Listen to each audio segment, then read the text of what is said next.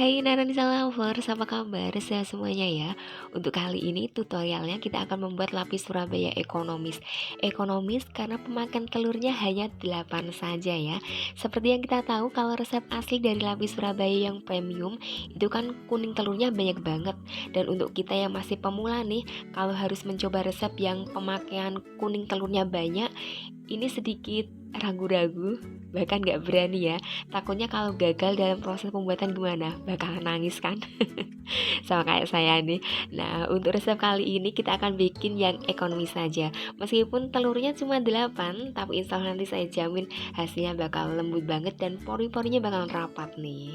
Untuk tekstur dan juga rasanya recommended. Oke, untuk kalian yang penasaran gimana sih resepnya? Kita simak ya videonya sampai habis. Nah, ini adalah bahan-bahannya ya dalam pembuatan lapis Surabaya ekonomis.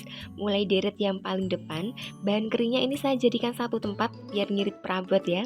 Ada 100 gram tepung terigu pro sedang, lalu 25 gram tepung maizena dan 15 gram susu bubuk. Nanti kita ayak ya. Lalu takaran gulanya ada 130 gram. Terus ada di piring kecil ini setengah sendok teh garam dan 1 sendok makan SP. Kalau nggak ada SP bisa menggunakan ovalet atau TBM. Menyesuaikan stok persediaan bahan saja ya. Lalu 2 butir kuning telur yang ada di mangkok kecil ini yang di bagian depan. Terus yang di deret belakang ada 6 butir telur utuh. Lalu di sampingnya 140 gram margarin. Kalau ingin lebih enak bisa diganti dengan mentega ya.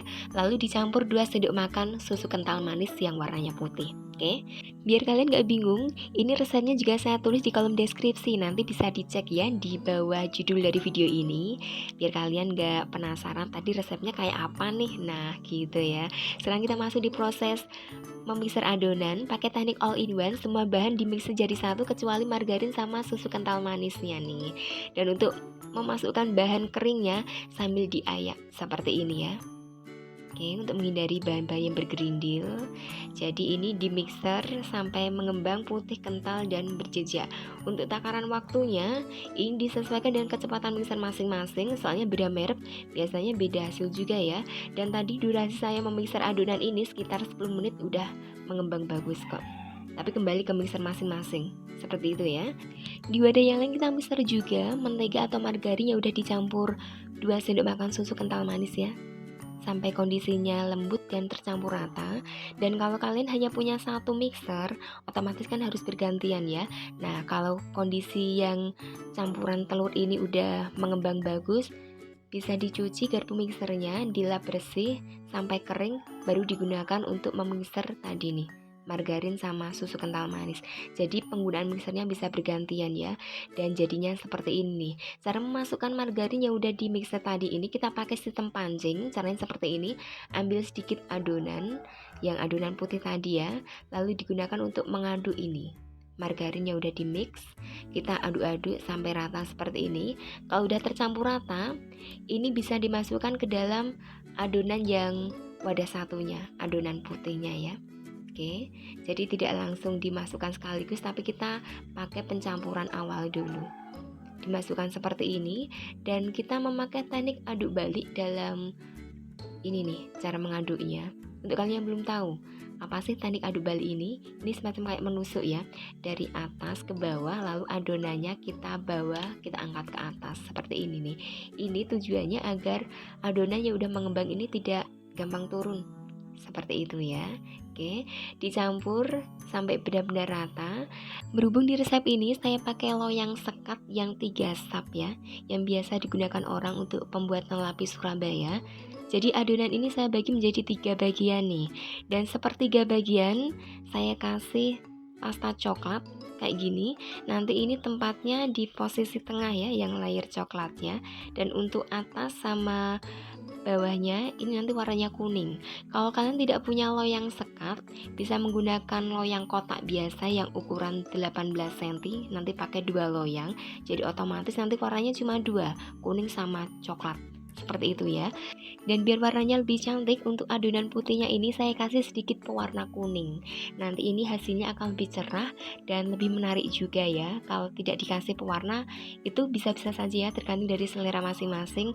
Tapi saya ingin nanti warna dari lapis Surabaya ini bisa lebih menarik, jadi saya kasih sedikit pewarna kuning. Tergantung dari selera masing-masing ya, opsional. Nah, ini adalah loyang sekat yang saya gunakan. Ini permukaan loyang udah saya oles margarin tipis-tipis ya.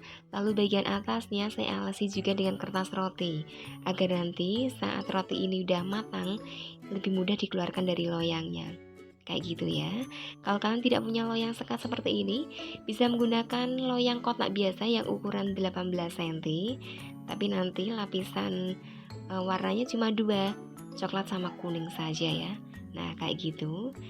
Kita bagi adonannya, yang dua sekat ini diisi dengan adonan warna kuning dan yang paling pinggir diisi dengan adonan warna coklat.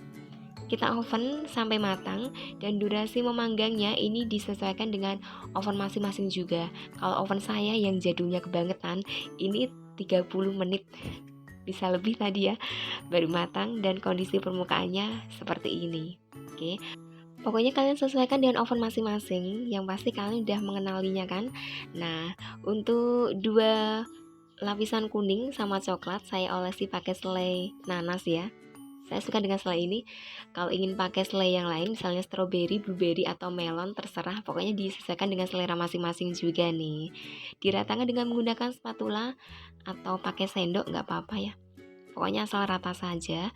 Lalu ditumpuk dan posisi warna coklatnya ini ditaruh di tengah-tengah, biar nanti lapisannya bisa cantik seperti itu ya. Kayak gini. Dan jangan lupa waktu mengiris roti ini, kondisi pisaunya benar-benar tajam ya, biar nanti ini hasil irisannya bisa rapi, bisa halus, dan tidak banyak remahan yang jatuh. Kayak gitu nih. Nah, hasilnya seperti ini.